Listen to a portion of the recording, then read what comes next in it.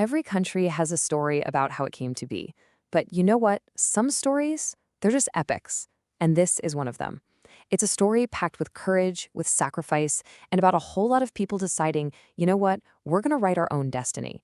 So if you're gearing up for your exams, I want you to think of this as less of a chapter in a textbook and more like a blockbuster movie in 5 acts. Let's get started. Just look at this. Seriously, that isn't just a crowd of people. That is the picture of a nation waking up.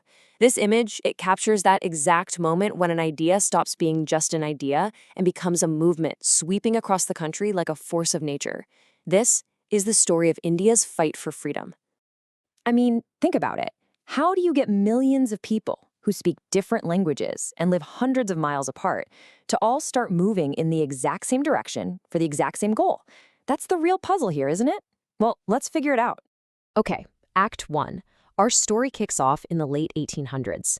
And it doesn't start with some big explosion, but more like a whisper that just kept getting louder and louder until it became a roar. This is a nation's awakening.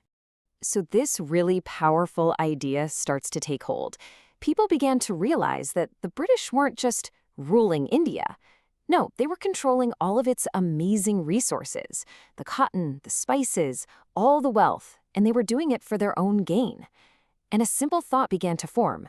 If India was ever going to truly prosper for Indians, that control had to end. So how do you even begin to challenge an entire empire? Well, you start by getting organized. All across the country, groups like the Puno Sarvajanik Sabha and the Matters Mahajan Sabha started popping up. Think of them as the very first voices speaking out, demanding to be heard. And, of course, the most famous one was the Indian National Congress, which started in 1885. It was a huge deal because it brought people together from all over the country under one single banner. And what was this whole fight about? What were they fighting for? It really all boils down to this one powerful word: sovereign. It just means being your own boss, being in charge of your own destiny, making your own decisions, without anyone else pulling the strings. That was the ultimate prize at the end of this whole epic journey. All right, every great story needs a character who just completely changes the game. And in 1915, that person arrived. So in Act 2, Mahatma Gandhi steps onto the scene. And he brings with him this totally revolutionary new way to fight. Not with guns or swords, but with the power of truth and nonviolence. It is kind of wild to think that one of the biggest movements in history could start with something so simple: salt. But why salt? Well, because everyone needed it, whether you were rich or poor. By taxing salt, the British were reaching into the daily lives of every single person. Gandhi saw this as more than just unfair. He saw it as a moral wrong, a symbol of everything that was oppressive about colonial rule. So what did he do? He walked. In 1930, Gandhiji and his followers marched for 240 miles. Can you imagine that? All the way from his ashram in Sabarmati to the coast. This wasn't just some long walk. It was a powerful, moving statement that grabbed the attention of the entire world. And when he finally got to the sea, his whole strategy became crystal clear. He just bent down, picked up some natural salts, and told everyone else to do the same by boiling seawater. It was such a simple, quiet act, but by doing it, they were openly defying the entire British Empire and breaking its law. They were showing that the real power was with the people. Okay, so for your exams, this is the key takeaway. The question isn't just what happened, but why it was so effective. And the Salt March was absolute genius because it took this big, complicated idea, freedom, and turned it into a simple action that literally anyone could join. It united the whole country in one peaceful act of defiance. But here's the thing. Not everyone was convinced that quiet, nonviolent protest was the only way to go. As the movement got bigger, other voices started to rise up, calling for a totally different, more radical kind of action. Let's get into Act 3, Revolution's Roar.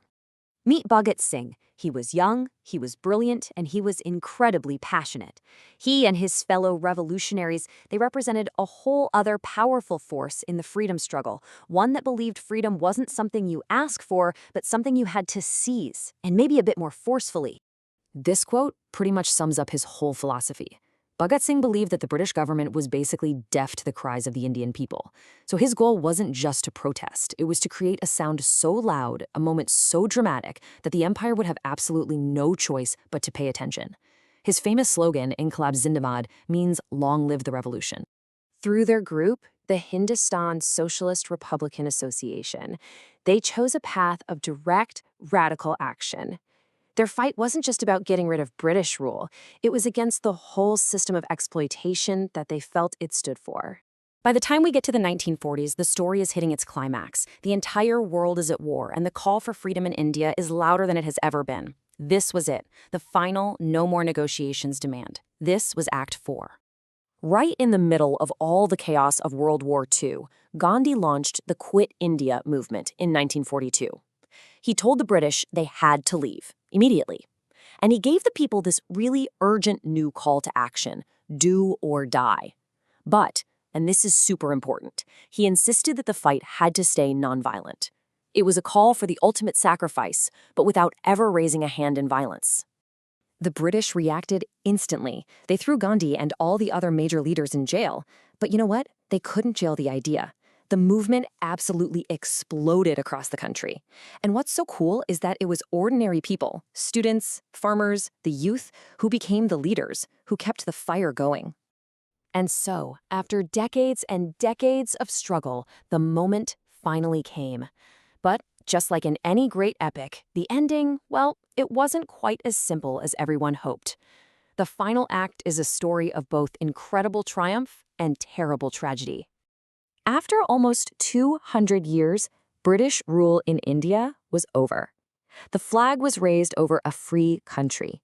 It was this moment of just unbelievable joy, the final scene of a long, difficult, and truly heroic journey. But this moment of pure triumph was also a moment of unbearable pain. The country was divided. The line of partition was drawn, cutting right through villages and families, creating two new nations, India and Pakistan. This quote really says it all. The celebration of freedom was completely mixed up with the sorrow of division. Millions of people were forced to leave their homes overnight. It was one of the biggest and most painful migrations in all of human history, marked by unimaginable violence. It was a bittersweet, complicated, and painful beginning. So as you study this epic story, just remember, it's not just about dates and names. It's about ideas, it's about choices, and it's about the incredible things that can happen when people come together. The generation that fought for freedom had to wrestle with these huge questions about the best way to build a nation. And now they leave us with their story and a question of our own. Knowing their journey of both unity and division, how will we choose to build our future?